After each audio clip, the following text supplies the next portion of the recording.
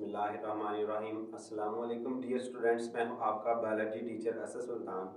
आज का जो हमारा टॉपिक है वो chapter number 4 cells and tissues के सेलुलर स्ट्रक्चर और फंक्शंस के अंदर पहला जो टॉपिक है वो है सेल वॉल। लास्ट टॉपिक के अंदर मैंने आपको बताया था सेल कंपोनेंट्स और सेल ऑर्गेनेल्स में डिफरेंट है। ठीक है, अब ऑर्गेनेल्स जो है वो सेल जो है वो सेलुलर सब सेलुलर स्ट्रक्चर्स होती हैं और सेलुलर स्ट्रक्चर्स जो होती हैं या सेल के जो कंपोनेंट्स हैं वो डिफरेंट हैं। जैसे मैंने एग्जांपल दी थी आपको, एक रूम जो है वो दीवारों से मिलकर, छत से और फ्लोर जो है फर्श से मिलकर बनता है। यानी ये दीवारें, ये छत, ये फर्श जो है वो ये इस कमरे का हिस्सा है, यानी इनसे ही मिलकर कमरा बना है। ये कमरे से छोटी नहीं है। ठीक है, तो ये ही जो है वो मिलकर आपस में कमरा बना रही हैं। इस तरह जो बाकी चीज़ें हैं जो कमरे के अंदर मौजूद हैं वो कमरे से छोटी हैं, वो कमरे के अंदर पाई जा रही हैं।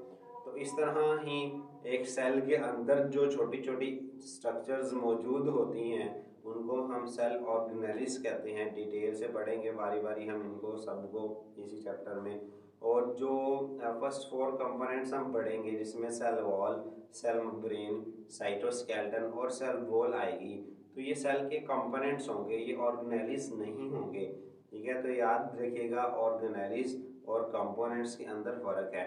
Cell wall, cell membrane, cytoskeleton और साइटोप्लाज्म, ये चारों चीज़ें मिलकर एक सेल बनाती हैं। ठीक है, और इसके अंदर जो चीज़ें पाई जाती हैं उनको हम ऑर्गेनेलिस कहते हैं। आज का जो हमारा टॉपिक होगा वो सेल वॉल है। सेल वॉल के अंदर हम देखेंगे सेल वॉल क्या होती है, किन जानदारों में पाई जाती है, इसका काम क्या है, इसकी लेयर क्या है, इसकी कंपोजिशन क्या है, यानी किससे मिलकर बनती है। तो फर्स्ट ऑफ ऑल जो है वो हमारे पास डेफिनेशन आ जाएगी कि किसके अंदर पाई जाती है। Cell wall is a non living strong component of cell. ये सेल का बेजान और मजबूत हिस्सा होती है। It is located outside the plasma membrane.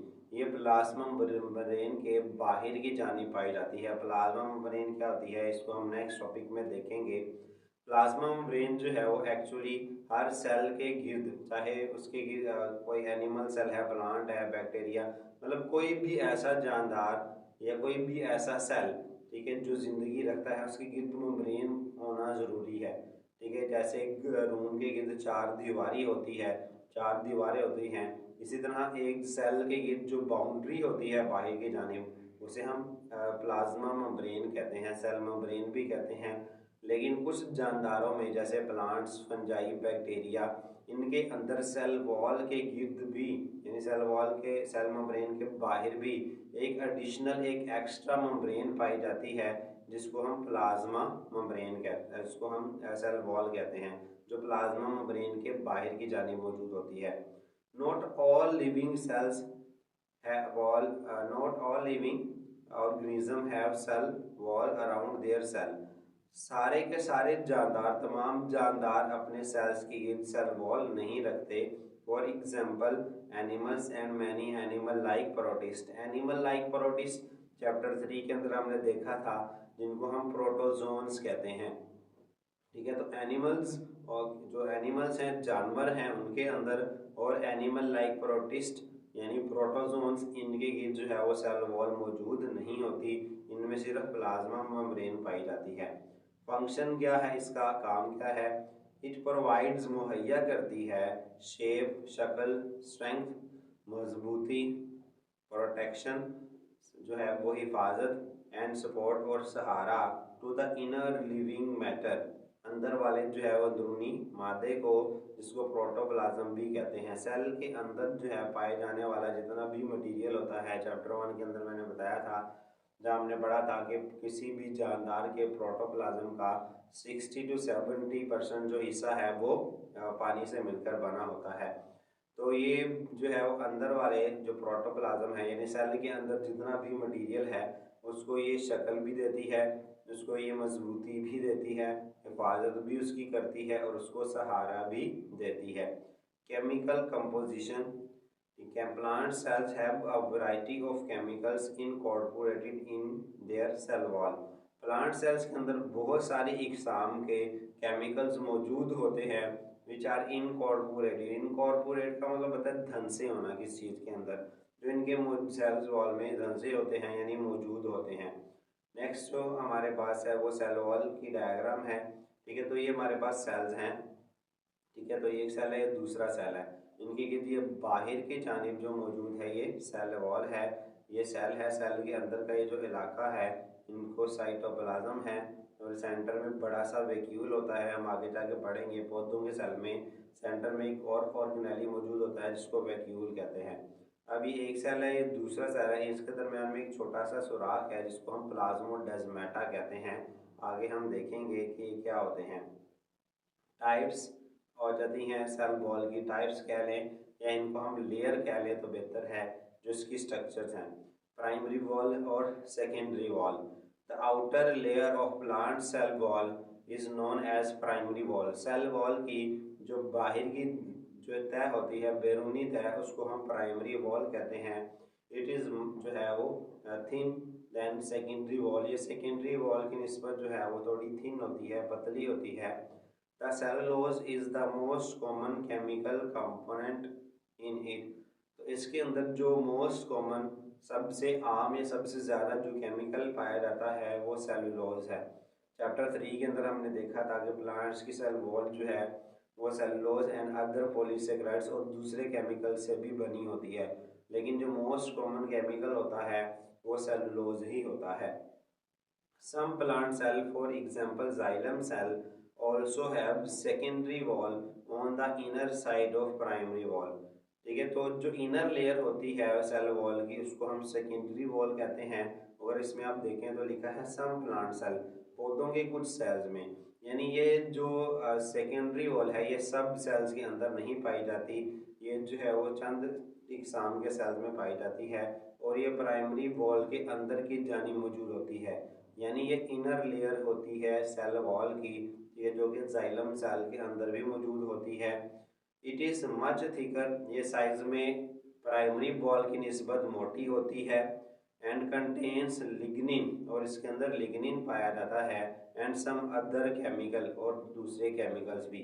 MCQs के हवाले से भी याद रखिएगा, प्राइमरी वॉल जो है उसमें सेलुलोज पाया जाता है ये, और सेकेंडरी वॉल में लिग्निन पाया जाता है। शॉर्ट में अक्सर डिफरेंस आते हैं। प्राइमरी वॉल जो है ये आउटर लेयर है, सेकेंडरी वॉल इनर लेयर है। प्राइमरी वॉल जो है ये थिन होती है, सेकेंडरी वॉल थिक होती है। प्राइमरी वॉल के अंदर जो मोस्ट कॉमन केमिकल है वो सेलुलोज है। सेकेंडरी वॉल के अंदर जो मोस्ट कॉमन केमिकल है वो लिग्निन है। उसके बाद आते हैं प्लाज्मोडेस्माटा क्या होते हैं। There are pores in cell wall of adjacent cells through which their cytoplasm is connected।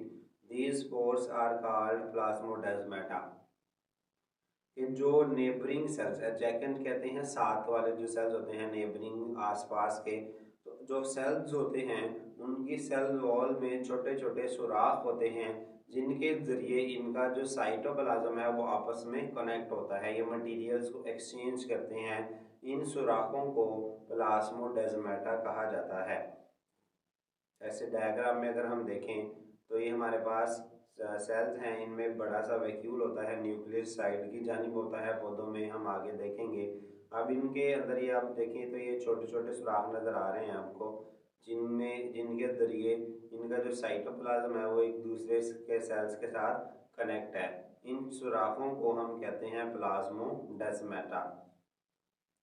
Next जो आ जाती है वो कंपोजिशन आ जाती है कि डिफरेंट ऑर्गेनिज्म की जो सेल वॉल है वो डिफरेंट केमिकल्स की बनी होती है। पौधों की सेल वॉल अगर हम जनरल बात करें तो सेलुलोज की बनी होती है। ठीक है, सेलुलोज और लिग्निन दोनों की बनी होती है, और भी केमिकल होते हैं, लेकिन जब हम जनरली बात कर रहे होते हैं तो हम सेलुलोज का ही हवाला देते हैं। Cell wall of fungi, fungi के अंदर भी सेल वॉल मौजूद होती है जिसकी वजह से ये पौधों से मुशाबहत रखती है। हमने चैप्टर 3 में देखा था इसको। Fungi and many other protist, fungi और बहुत से दूसरे प्रोटिस्ट जैसे एल्गी वगैरह भी हैं, हैव सेल वॉल ऑल, इनके अंदर भी सेल वॉल मौजूद होती है। Although they do not contain cellulose, अगरचे इनके अंदर जो है वो सेलुलोज मौजूद नहीं होता। Their cell wall are made up of variety of chemical, इनकी जो सेल वॉल है वो बहुत सी किस्म के केमिकल से मिलकर बनती है। For example, chitin is present in the cell wall of fungi. तो फंजाई की जो सेल वॉल होती है उसमें काइटिन मौजूद होता है। एमसीक्यूज के हवाले से याद रखिएगा, बहुत इंपॉर्टेंट एमसीक्यूज है। Cell wall of prokaryotes, prokaryotes के अंदर भी सेल वॉल मौजूद होती है। Prokaryotes have a cell wall composed of peptidoglycan. Peptide का जो वर्ड है मैंने आपको बताया था, ये यूज़ किया जाता है अमाइनो एसिड्स या शुगर के अमाइनो एसिड्स या प्रोटीन के लिए। ग्लाइकन का जो वर्ड है पॉलीसेकेराइड्स यानी कार्बोहाइड्रेट्स या शुगर वगैरह के लिए इस्तेमाल होता है। तो peptidoglycan that is a complex of amino acid and sugar. अब इसमें दो एमसीक्यूज हैं। पहली, प्रोकैरियोट जो है उसकी सेल वॉल किसकी बनी होती है? पेप्टाइडोग्लाइकन की। दूसरा, पेप्टाइडोग्लाइकन क्या है? अमाइनो एसिड और शुगर का कॉम्प्लेक्स है, या पॉलीमर है या मिक्सचर है। ठीक है, तो ये एमसीक्यूज के हवाले से याद रखिएगा। तो ये कंपोजिशन आ गई सेल वॉल की। सेल वॉल जो है वो डिफरेंट जानदारों के अंदर किन किन केमिकल्स की बनी होती है।